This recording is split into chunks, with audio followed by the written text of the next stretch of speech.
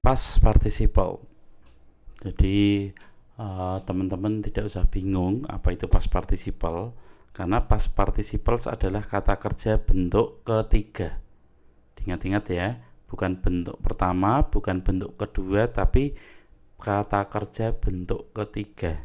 Yang masih belum hafal kata kerja bentuk pertama, kedua, ketiga, saya sarankan untuk segera menghafalkannya.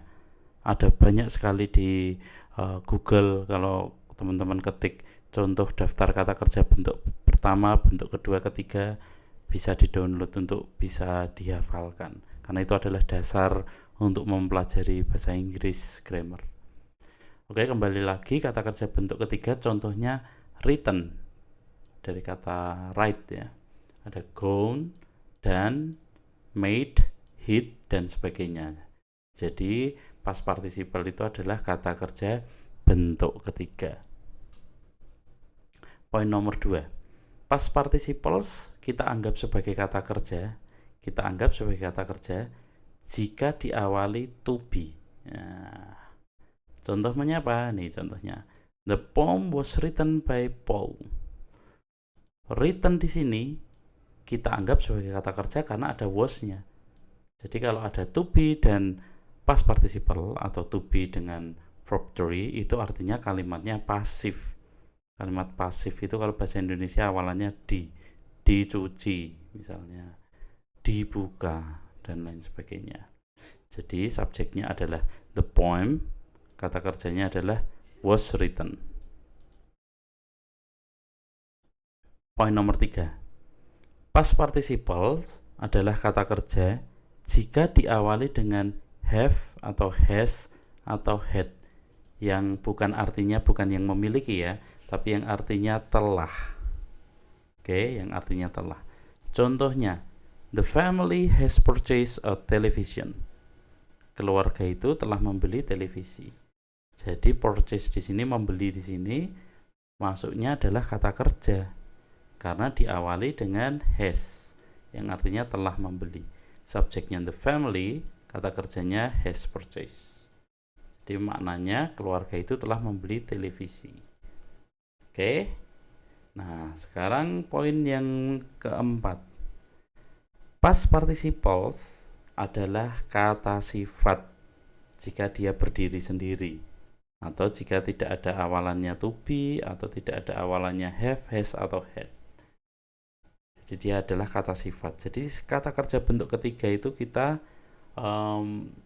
memaknainya adalah bukan kata kerja, meskipun ada embel-embelnya kata kerja bentuk ketiga, tapi dia adalah kata sifat jika berdiri sendiri. Contohnya, the television purchased yesterday was expensive.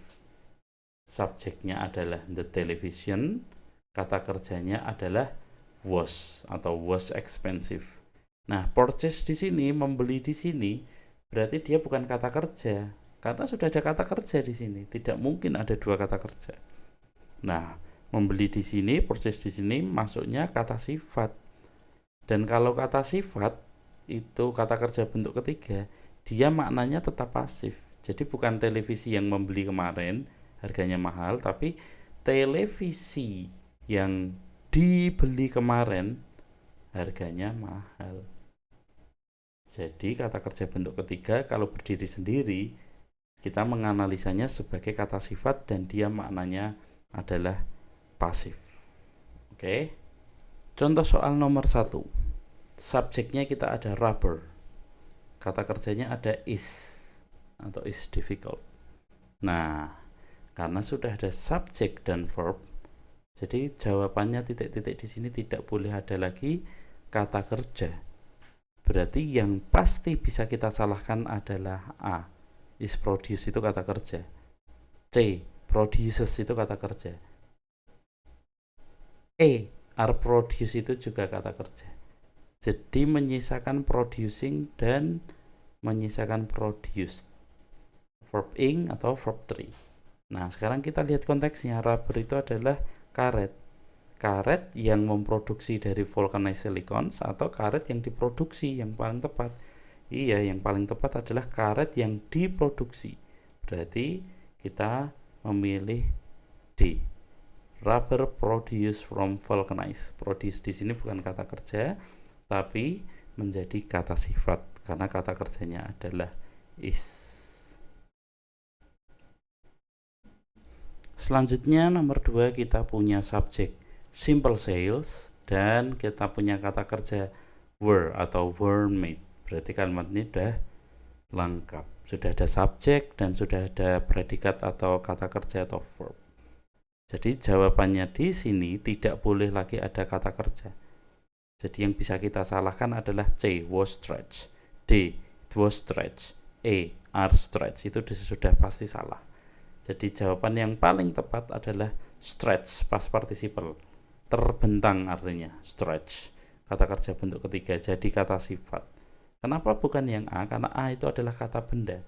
Ingat, sudah pernah dijelaskan bahwa kata benda tidak boleh menempel dengan kata benda. Contohnya adalah kanvas itu adalah kata benda, a stretch juga kata benda karena ada e. Setiap ada artikel selalu diikuti kata benda. Jadi benda sama benda tidak boleh menempel.